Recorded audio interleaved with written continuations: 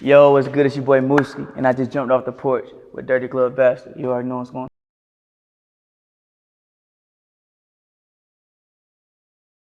on. Away when it gets hard, she can't take the. Okay, Mooski, first and foremost, before we get into the interview, I want to congratulate you. You were recently on Billboard's Emerging Artists chart at number 33. Right. You're only 23, so you know it's up from here. Like, how did you feel knowing that you were on the Billboard chart?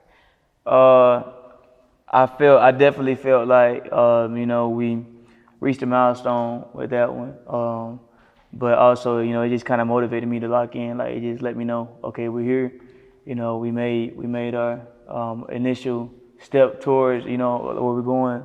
So let's just, work and get there, get to number one. I love it. So. Although it's so much going on right now in the world, how do you manage to keep your momentum musically? I'm just locked in. I don't think as long as I got it up here, you know what I'm saying, it doesn't matter what's going on around me. I just try to stay focused and really understand what I'm trying to do with my music, and just stay locked in on the goal. You know what I'm saying? Just determined. I'm determined to win. Now, I know that you're from Alabama. Please correct me if I say it wrong. No, you said it right. I'm going to keep it a buck. I ain't never heard of that before. Yeah. And not only that, but you're the first person from the Porch to ever come from that city. Right. So what was it like for you growing up there? And we know that the population is only 6,000. Yeah. It's just the small town mindset, or that mentality is dangerous. You know what I'm saying? So, growing up in there, I really didn't get to see a lot because we really didn't have a lot, there, like to do as children and stuff. We had like sports and stuff like that. But when we got to high school, we was like going to partying and drinking and stuff like this. But the thing about it is, that's all we had to do. You know what I'm saying? So, but along this journey, I just want to go like good out there and get everything done and just bring everything back to the city. Now, besides you, is there any other artists there that you know of? And out? Yes. Yeah, it's like 15 of them. Really? Yeah, they all hard, and we about to bring them out. Okay, can you give us a little tea on who they are? Yeah. So first off, you got W4L, you got Stunner C4, you got Under God Guala, you get what I'm saying? And then we branch off to the whole Baby Atlanta gang, you feel what I'm saying? We got Tay E, we got Killer, we got Soldier, we got Spaz, you know what I'm saying? A whole bunch of artists, and they're all hard. We're about to take over the music industry. Now, I'm really curious to know about your childhood, if you can give me a little insight on that. Right. My childhood, we was in church heavy since I was like little all the way to probably like 15, 16. So I mean that really took most of my childhood, like church. You know what I'm saying? We was there so much. I didn't even play sports when I was little. I didn't play sports my first time to 10th grade. You know what I'm saying? But growing up in the house, my daddy was sick. You know what I'm saying? My parents, they both battled health problems on and off. So I kind of grew up with that kind of an independent attitude. As soon as I turned 15, as soon as I was old enough to work, I got there and started getting it. And ever since then, I have not, you know what I'm saying? I've had a job since then, since I was 15. I got my school supplies, school clothes, all that. And the older I got and the more I started, to get better with money, I tried to, buy school supplies for my little brother, little sister, older sister, everything, all my siblings. And, I was helping my mom, pay bills and stuff. You know what I'm saying? I was 15, 16, helping my mom pay bills. Wow. Now, speaking of, growing up in the church, I definitely relate because my parents are pastors. So it's every Sunday you going to church. For sure. When your friends come over, they come into church too. For sure. Okay. So I do know that you are the middle child. And have you ever heard of middle child syndrome? No. Oh, shoot. Okay, well, you know, as middle childs, we're like the most rebellious ones. We're always the ones that are going to be the most successful out of the siblings. So Right. you didn't know, but now you know. So I would say, have you ever experienced like the middle child syndrome? No. I don't know. I guess when I was young, I was hard headed. You know what I'm saying? But you know, the older I got, I just got smarter with being hard headed though. Like I know how to play the game. So it's just like I wasn't really. That's my little sister. She the rebellious one for sure. Hands down. Everybody know that. Hey, you can't put the girl on blast Hey. now. It ain't me though. It ain't me. I ain't the rebellious one though. Now, who are your musical influences growing up? Michael Jackson, Drake, P&B Rock, Fetty Wap, R. Kelly. That about sums it up right there. I read that as a kid you were on like the praise and worship team. Being that young, did you know that you would eventually cross over and be an R&B artist? I didn't know that I would do that. I know that's what I wanted to do though. I always known, like I've always wanted this my whole life. Now, could you sing us a little verse from one of your favorite gospel songs?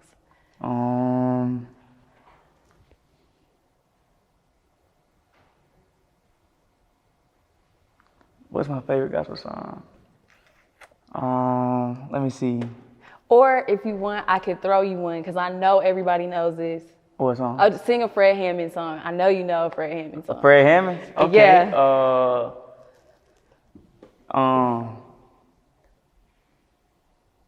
No weapon formed against me shall prosper, and it won't hurt.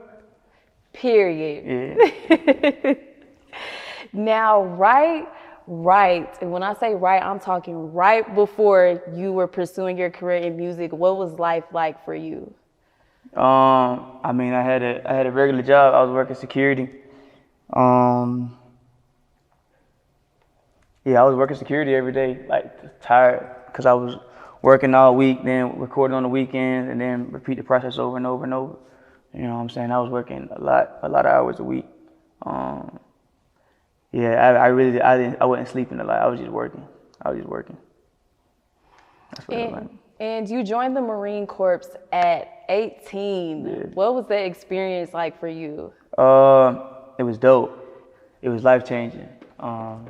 It made me who I am. You know, I always tell people that I think the Marine Corps, like, it was meant for me to go there because as soon as I went, you know what I'm saying, like, it was molding me into being a man. You get what I'm saying? But at the same time, that's when my dad passed too. As soon as I got in there, so I feel like that happened purposely for that because, like, I feel like my daddy like let it happen like that. For the simple fact though, he knew that I could handle it now. Like, okay, boom, he could take care of them. You get what I'm saying? Like, he here now. So I mean, that's how I looked at that. But it made me who I am. Like, it showed me anything I want to do if I lock in on it, that I can do that, and I know how to influence the people around me to get them to lock in as well. You know what I'm saying? So it kind of just exposed all my gifts and showed me who I am. One, as a leader, and two, is as a person. You know what I mean? So I'm forever grateful for the Marine Corps. And I read that when your father passed, the Marine Corps really like hardened you so much to the point where you couldn't really cry like you wanted to. Where'd you read that? Huh? Where'd you read that? Your bio. Oh, okay. Did being emotionally blocked off like that take somewhat of a toll on you in any way? For sure. Like, for sure. Like, my mom, I was dealing with all that stuff, you know what I'm saying? Like, I really didn't sit back and really think about it till like 2 or 3 years after it happened, and I dealt with it then. You know what I'm saying? So like, cause I'm not like emotion wise, like, man, I only got, either I'm happy or I'm mad. You know what I'm saying? Like that's what I was at that point right there. Like, I didn't have that emotion to where like if I'm around somebody and they start crying or something, like, it made me uncomfortable. You know what I'm saying? Because I was that emotionally numb. Like, I couldn't be around that stuff. I don't like being around that emotional stuff like that. I'll leave. You know what I'm saying? Just go do something. I don't want to be happy all the time. I want to be busy doing something. You know what I'm saying? I don't want like to sit back and think about all that stuff, like negative stuff. I just want to go out and do stuff. And I feel like that's where the music comes in. Yeah. So the music showed me how to deal with it. You know what I'm saying? Like, music showed me that by me writing music, there's some type of release right there for me. You get what I'm saying? So like, music is my venting tool. So if there's anything like I'm really dealing with, you know, I put it in my music because one, it helps me, and then later on when I really realized that I want to do music is when I started letting other people hear my music, and I saw how it affected them. So they let me know, okay, this is not just healing for me, it's healing for everybody else. So maybe I'm going through this right here to give this to the world. You know what I'm saying? To heal the world in a sense. So. What would you say were some hardships you experienced right before your big break, and what lessons did you learn throughout them? The day I set up the move to go to Miami to shoot the video is the day I got suspended from my job. So I set it up for like 3 weeks later, right? I got suspended from my job for a week because that night I missed a door. I missed I had it, like you gotta go around locking the door to make sure everything's secured. I missed the door and I never done that. You know what I'm saying? I've never done that. But I was like, dang, like all this happened in the day. Like, it was a whole bunch of crazy stuff happened that night. You know what I'm saying? I got sick that night. I thought I had the coronavirus. I woke up the next day. I didn't get out of bed for like 3 days. Like, I was sick. I couldn't do nothing. So I went through all that, you know what I'm saying? I got suspended another week. Like, I went back to work, got suspended for another week. Or something. Either I got suspended or something happened. Oh, I got tested for the coronavirus. So I had to miss another week. So that was 2 weeks with no pay. I get paid weekly. You know what I'm saying? So it was like 2 weeks with no pay. So I'm sitting there I'm like, dang, you know what I'm saying? Like, I got all this going on. I got a lot of bills. I got 2 vehicles. I got my own apartment. You know what I'm saying? I got insurance, I got a phone, I got all this stuff. And I'm like, I'm running behind now. You get what I'm saying? And so now it's decision time. Like, okay, do I need to go on this vacation or do I need to go to Miami and shoot this video? Now I don't got nothing in my pocket right now. You know what I'm saying? Like, I'm not used to that. I like working and having money in my pocket. So I'm like, dang, do I really want to go to Miami? You know what I'm saying? Like, everything that could go left went left. I got pulled over one day, found out my license was suspended. I didn't even know that. You get what I'm saying? So, but I had to go to work every day. So I was getting pulled over every single day. Like, they knew my car, they was putting me over every single day. And this is in that gap too, you know what I'm saying? So I was getting pulled over every day for driving with a suspended license and stuff like that. But I had to, because I had to go to work. But I wasn't making no money to go take care of the stuff. You get what I'm saying? Because I didn't get paid yet, because I already missed 2 weeks. But everything happened for the good. I went to Miami and it changed my life. So. Man, it's just so crazy. Like, you went through all of that stuff and now you're here, you're on Billboard charts, you going crazy, your song's going crazy on TikTok. That's God. Whew. Yeah, for sure. Now, what made you finally take that leap and pursue your career in music? I made a decision. I remember I was in my room. I was in my parents' room. I was still in the Marine Corps. And I knew I wasn't putting the release package in. So, but I was battling with myself on that. I was like, man, should I put a release package in, man? I know I want to do music, but do I want to stay in the Marine Corps? Because I loved it. I loved the Marine Corps. I went in thinking I was going to do 20 years. You know what I'm saying? So I was just in my room thinking, I was like, man, this music, I really love this music. You know what I'm saying? I really love this music. And everybody talking to me, telling me, hey, man, do what you love, bro. You can do anything, all this right here. But the crazy thing about it is I really believe that. You know what I'm saying? I really believe that. I really believe, I knew. It's crazy because it was kind of scary that I knew I was going to blow up. I really knew that. You know what I'm saying? It was some stuff I was scared to do. well, I ain't say scared to do. I just was like, no, I ain't gonna do that, bro, because I know, like, I'm about to get into music. I'm about to blow up with this. You get what I'm saying? So I'm not gonna do this.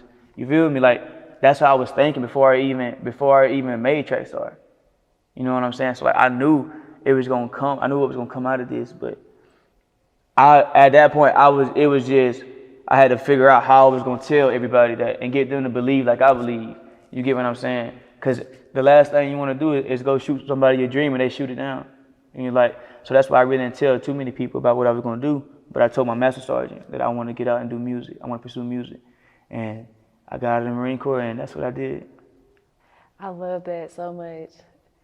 Now, since you are an R&B artist, I want to have some R&B talk with you. Okay, so I've noticed that a lot of R&B artists come from a really strong church background. How would you describe that correlation with R&B and the church? I think just singing. I feel something when I sing, especially. I try to keep my music so real. You know what I mean? You know, in gospel music, you get that motivation and that pain. You know, you get it all in one track. So with me, it's just like the reason I choose R&B is because, or the reason I choose the music I choose is because it's just real. Like, I'm telling you my life. I'm putting my life on the instrumental and not caring if you judge. You get what I'm saying? It's some stuff that got to be hid on the other side when people talk about, you know what I'm saying? I just want to give you everything and like be like real as possible with you. Like, go through this experience with me, what I'm talking about. You know what I'm saying? So, but when I do that, it's the same thing with gospel music. You get a feeling off of that music. You get a feeling off of real music. You get what I'm saying? Like, some people's voices are anointed, and I know my voice is anointed, so I know people, they're gonna feel me when I put the pain into the music. You know what I'm saying? Ooh, you better talk that talk. Now, there's a lot of arguments on R&B not being as soulful like it used to be. So, in your perspective, how would you compare today's R&B versus R&B back in the day? I mean, the older R&B, you definitely got that soul.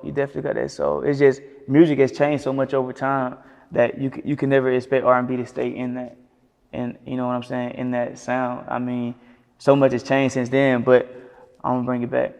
I'm bringing soul back. Now, how do you feel about the current state of R&B? I mean, I don't know. 'Cause I'm still listening to a lot of old R&B, for real. I really don't listen to music like I used to. Now that I'm writing now I'm locked in and stuff, so I really don't listen to like the newer music like that, for real. Now, a lot of rappers are doing what is now called melodic rap. Do you think that some way takes away from the R&B genre? For sure, most definitely. Because you got rappers now who are singing, so it's like, it used to be set up like rappers rap and singers sing. Drake came in, you know what I'm saying, gave him a little bit of both, and now everybody on that. So you find some rappers who can actually hold a nice little note, you know what I'm saying, like over a little certain period. So you kind of getting both in one, you know what I'm saying. So I can see why people, you know, kind of veer away from the R&B side, because that's just strictly singing. You don't got singers who are singing at a rapper's pace, but you got rappers who are rapping at a singer's pace. But I'm coming in, you know what I'm saying, singing at a rapper's pace. So I can put that back where it need to be. And speaking of your music, getting into your music lyrically, your lyrics are very into depth when it comes to love. And I know like everybody's been like, you know, making their funny videos with TikTok, like taking off running. But I got the chance to actually listen to the lyrics, and I was like, dang, like he really describing our generation of love. Right. Which leads me to ask you, what is your perspective on love and relationships overall? I think in today's, like in the world today, our age group, you know what I'm saying, and down, like I think people have kind of like veered away from like, I guess you could say the traditional way, because it's just like I don't think people actually look at love and stuff like that the same. You know what I mean? Marriage, even marriage. You get what I'm saying? Or don't look at it like I look at it. You know what I mean? I just feel like in relationships, man, like it don't matter. If you love somebody, you love them, then you gonna do whatever it takes to be with them. That's how I move with it. You get what I'm saying? So I don't think relationships are bad or nothing like that. I don't think love is bad. I think everybody is gonna be in love at some point in their life, and I think that's something that we put here on earth to do. You know what I'm saying? Like, so. Now, within your music, you really give us different vocals within your songs. What makes you want to switch up your pitches throughout these songs? I just I want to give them the pain, but at the same time, I want to be creative as possible, and I want to be as different as possible with my voice. You know what I'm saying? I want to try new things. I want to experiment. I want to hit the notes that's going to be hard to, replicate. Like I don't want people to be able, I want my sound to be so different and so unique that only I can do it for right now. You get what I'm saying? Until people catch on later. That's what I want. Like I just want to have my sound. I want to do as much as I can and put as many sounds and different genres in one song. Like I want people to be confused on what genre to put my music in. Who would you say are the people that you make music for? The world. Anyone breathing. Anyone breathing who faces everyday struggles. Struggles of life. You know what I'm saying? Like everybody going through life. Everybody has their own different struggles, but you could probably find some similarities. You know what I'm saying, with everyone. Not necessarily saying that everybody's gonna have the same struggle, but you could probably find some common ground. You know what I'm saying, and some common denominators in everybody's struggle. Now, before we get into Track Star, I want to congratulate you with the success of that song because it's been going crazy. I appreciate it.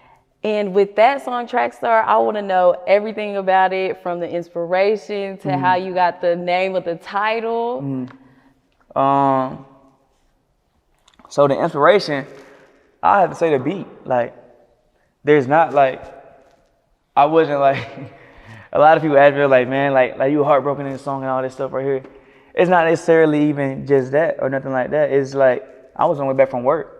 And at this point, when I made Track Star, I was so locked in.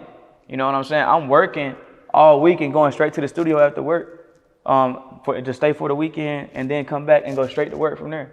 You know what I'm saying? Like, I've been doing it. I'm so locked in. I'm at work writing. Like, I'm writing every single day.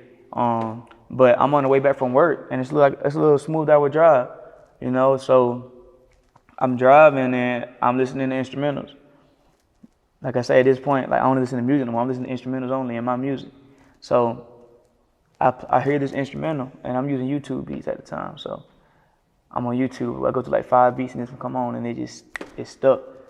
Stuff just started coming to me. She's a runner. She's a track star. You know what I'm saying? Like that's the first line that came to me. And I ran with it from there. I was like, oh, okay. Oh, like it started coming to me so quick that I knew. I was like, dang, like this hard. It's hard right here. So I took out my phone and, I recorded it on Snapchat. That's how I wrote it. That's how I wrote the hook. Cause I was scared. I was scared to try to write anything down because I didn't want to lose that vibe I had.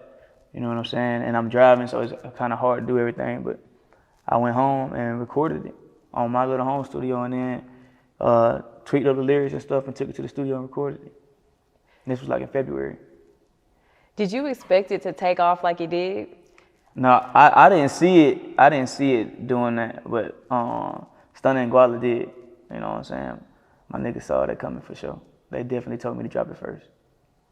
Now, did you know that it took off on TikTok, or were you just seeing people like constantly making videos and you're like, oh shit, like? It's crazy. I didn't know it was trending on TikTok until like,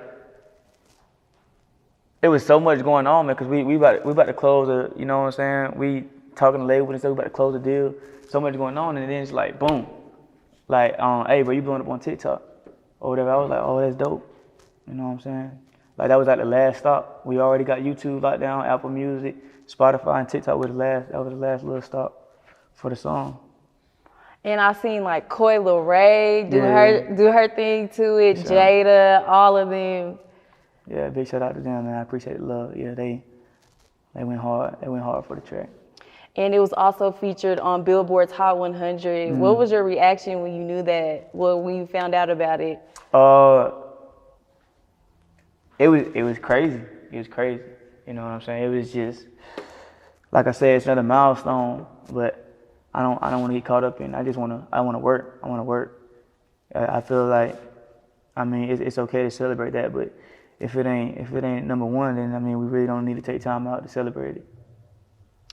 Now, do you think you're gonna shoot a visual for this one? Do you have a concept? I mean, yeah, we got something. You know what I'm saying? We got something big for it. Now that you have like a lot of buzz surrounding you, do you feel that pressure to like keep it up? I feel pressure from myself, not necessarily from the outside. I look at that more as excitement. But I put pressure on myself just to stay where I'm at mentally. Like, okay, when you made Track Star, where were you at, bro? Like, stay there. No need to change. You know what I'm saying? That's what got me here, so I need to stay. I need to stay in that lane, like stay in that right there, stay in that vibe. You know, don't change, man. Like, continue to be yourself. Like, that's the pressure I'm putting on myself. So that's the pressure I feel. And Now, listening to that song in particular, have you ran into any track stars? what you mean, like throughout, like the song, the way the girl is described in the song? Have you ran into any of those types? Yeah, for sure. And for any dudes that have, what is your advice for dealing with girls like that? I mean, if you got something like that going on, man, I mean, use your judgment in that situation. You feel what I'm saying? Like I say, at the end of the day, if you love somebody, you gonna try to make it work. You feel what I'm saying? So at the end of the day, use your judgment, man. Like do what you want to do. If you love somebody, stay and make it work. If you know what I'm saying, you ain't with it, man, just take off and you know what I'm saying, go do your thing. And vice versa for females. Now, outside of Track Star, you recently dropped Game of Love. How did that song come about for you? So shout out SL. He called me one day. He was in the studio. Him and AI was in the studio, and I was on my way to Jacksonville. Me and Guala was on the way to Jacksonville, and he called me. He was showing me this beat. So we was on FaceTime making the beat, and I tell him, I was like, bro, let me get some like Michael Jackson type vibe or something. You know what I'm saying? So he finished making the beat and sent it to me. Yeah, he finished making the beat and he sent it to me. And I started writing. To it. Like the day before we went to Miami, I was going back to Belmont, and I was writing to the song or whatever. But we ended up making it in the studio, so I was just locked in. You know what I'm saying? Like I really can't explain. Like the beat gives me all the inspiration. You know what I'm saying? It makes me think about some things from my past or something. You know what I'm saying? And I just put it in the music, like however I'm feeling at the time, whatever beat made me feel, I put it in the music. And what were your emotions recording this song? Because it's a very into depth song. Yeah. I was lit. I ain't gonna lie. I was like, I was just vibing. Like when we finished in the studio, they was crazy. Like the vibe was crazy, and everybody going crazy. So yeah, like I just want to make real music, man. Like music don't gotta be sad all the time. Even if you do talk about, anything about heartbreak, like man, you can make any vibe. I got people dancing to heartbreak music. You know what I'm saying? And so some people can be like release. That could be their release. You know what I'm saying? Like so, I just want to give people music that make them feel good. Make them feel good, and then when they really break down the lyrics, they're like, oh, okay, he really talking about something. So. Now that you've given us 2 blast-worthy singles, what else can we expect from you this year? A lot more music. A lot more music. We're trying to heal the broken, and we're trying to take over. And what would you say are some goals for you as an artist for this year of 2021? Some goals for me this year. Put out a project. I want to be the top artist this year. I want to be the biggest artist 2021. That's my goal. And before we wrap up, what advice would you give for any up and coming artists? Stay true to yourself. Do what you want to do. Like, really understand like your vision and what you want to do. And really ask God, like, you know, like, is this what I'm here for? You know what I'm saying? Make sure you utilizing all your gifts. You know what I'm saying? Because once you find yourself and you figure out your gifts, it correlates with your purpose. So once you find your gifts, then you start to figure out your purpose on this earth. And once you figure out your purpose, then every day from that point on counts for something. So you're always working towards something. So once you make that step, you know what I'm saying, life will become easier for you because of the fact that you walk in the path that you're supposed to walk in this life. You get what I'm saying? So God will give you everything that you need to make sure that you are, you know what I'm saying, in the place to receive your blessing. So stay on that track, stay on that path. I know that's right. Amen. You can go ahead and feel free and shout out all of your people that you want to. Word. Hey, shout out to the whole 334 first off. Shout out to Off Alabama. Shout out Stunner. Shout out Guala. Shout out Bugs. Shout out Spaz. Shout out Tay. Shout out AI. Shout out Clean Jr. Shout out SL. Man, shout out everybody, man. Everybody who listens to my music. I appreciate you and I love you.